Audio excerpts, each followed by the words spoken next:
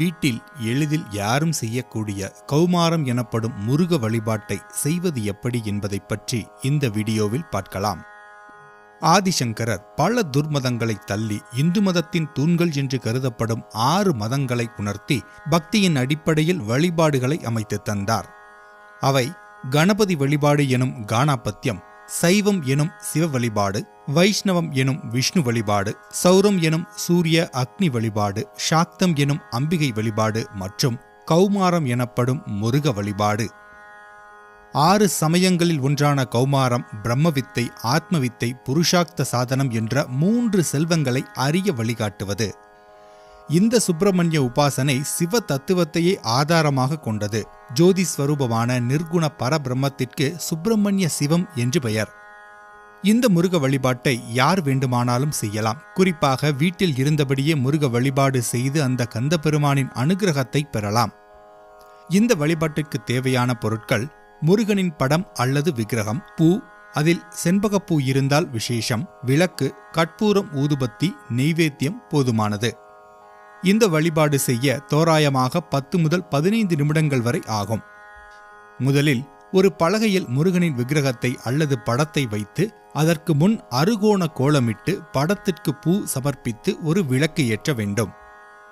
அந்த பூஜைக்கு மேலும் சக்தியூட்ட விருப்பம் உள்ளவர்கள் அந்த அறுகோண கோலத்தின் நடுவில் ஒரு சிறு தட்டு வைத்து அதில் சிறிது தண்ணீர் ஊற்றி அதன் மேல் விளக்கு வைத்து அதற்கு பக்கத்திலோ அல்லது அதன் மேலோ ஒரு பூ வைக்க வேண்டும். கோலத்தை கோலப்பொடிக்கு பதிலாக அரிசி மாவு வைத்து வரைவது மேலும் சிறந்தது. இது ஒரு சக்தி வாய்ந்த பஞ்சபூத அமைப்பாகும். இங்கே கோலம் ஒரு எந்திரம் போன்றது. பூ நிலத்தின் தன்மை கொண்டது. நீரும் நெருப்பும் இங்கே ஏற்கனவே உள்ளது. தவிர காற்றும் ஆகாய சக்தியும் இயல்பாகவே அந்த இடத்தில் இருக்கும். இந்த அமைப்பில் விளக்கேற்றும் போது அந்த அறையில் ஒரு தீவிரமான சக்தி சூழலை உருவாக்க முடியும். இவ்வாறு அலங்கரிக்கப்பட்ட படத்தின் முன் சம்மணம் இட்டு அமர்ந்து உங்கள் முன் இருக்கும் முருகனின் உருவத்தை சுமார் 20 வினாடிகள் பாருங்கள். பின்னர் 2 கைகளையும் கூப்பிக்கொண்டு இதனை கற்பனை செய்யுங்கள். ஒரு மலர்ந்த தாமரைப்பூ, இது உங்கள் இதயத்தில் இருக்கிறது. அந்த பூவில் முருகனின் திருப்பாதங்கள், இவற்றில் சிலம்பு, சதங்கை, தண்டை போன்ற ஆபரணங்கள் உள்ளன. இதனை சுமார் 20 வினாடிகள் கற்பனை செய்யுங்கள். பின்னர் ஓம் சரவணபவ ஓம், ஓம் சரவணபவ ஓம், ஓம் சரவணபவ ஓம் என்று 3 முறை சொல்லுங்கள். பின்னர் கந்தபுராண செய்யுளில் வரும் பாடலான அருவமும் உருவமாகி அனாதியாய் பலவாய் ஒன்றாய் பிரம்மமாய் நின்றசோதி பிளம்பதோர் மேனியாகி கருணைகூர் முகங்களாரும் கரங்கள் 12 கொண்டே ஒரு திருமுருகன் வந்து ஆங்கு உதித்தனன் உலகமுய்ய என்ற பாடலை படிக்கவும். பின்னர் ஐங்கரஞ்சோதரனே என்ற கௌமார தலைப்பு பாடலை படிக்கவும். ஐங்கரஞ்சோதரனே, ஆறுமுகத்தோனே, முருகனே, குமரனே, இறைவனே போற்றி, இருள் மாயையை நீக்கும் ஒளிதனை காட்டி ஓங்கிடும் செயல் வீரனே போற்றி, ஓம் எனும் பிரணவப் பொருளே, இருவினை அகற்றும் உருவே, அன்புடன் உன் புகழ்பாடும் அடியவர்களுக்கு அருள்வாய் போற்றி, நீலமயிலேறி புன்னகை சூடி குஞ்சரி குரமாதத்துடன் வருவாய் போற்றி, வெற்றி வேலுடன் சேவற்கொடியாட ஆறெழுத் தொழிக்க வருவாய் போற்றி, உன்னிரு மலர் தாளினைக் காட்டி இகவர சௌபாக்கியம் அருள்வாய் போற்றி, தமிழ் தந்த தெய்வமே, எங்களின் செல்வமே, கௌமாரத் தலைவனே போற்றி போற்றி என்று சொல்லி பின்னர் கந்தர் அனுபூதி செய்யுளான ஆடும் பரிவேல் அணி சேவல் எனப் பாடும் பணியே பணியாய் அருள்வாய், தேடும் கயமாமுகனைச் செருவில் சாடும் தனி யானைச் சகோதரனே என்று சொல்லி பின்னர் திருப்புகழ் 303வது பாடலான அதிருங்கடல் பணிந்து உன் அடியேன் உன் அபயம் புகுவதென்று நிலைகாண இதயன் தனிலிருந்து கிருபையாகி இடர் சங்கைகள் கலங்க அருள்வாயே, எதிர் அங்கொருவர் இன்றி நடமாடும் இறைவன் தனது பங்கில் உமைவாளா, பதி எங்கிலும் இருந்து விளையாடி பல குன்றிலும் அமர்ந்த பெருமாளே என்ற பாடலை படிக்கவும்.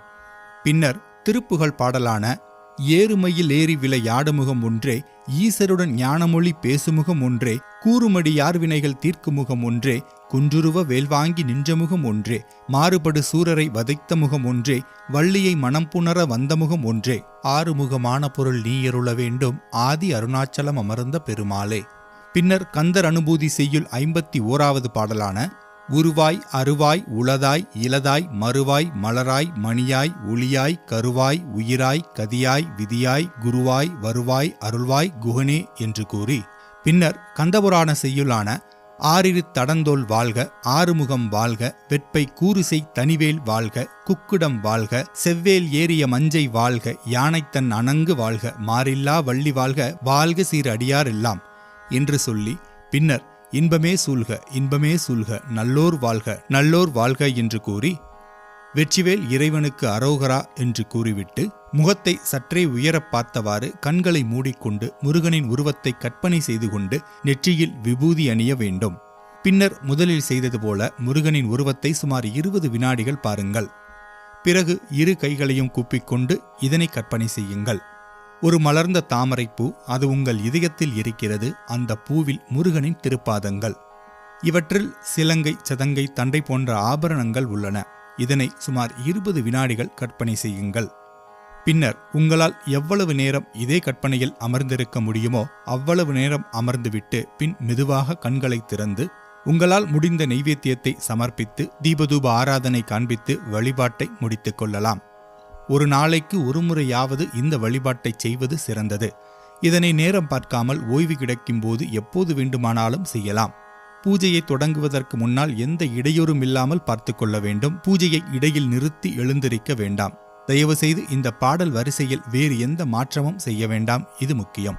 மேலே கூறப்பட்டுள்ள பாடல்கள் அனைத்தும் கீழே டிஸ்கிரிப்ஷனிலும் கொடுக்கப்பட்டுள்ளது. மீண்டும் அடுத்த வீடியோவில் சந்திக்கலாம். நன்றி.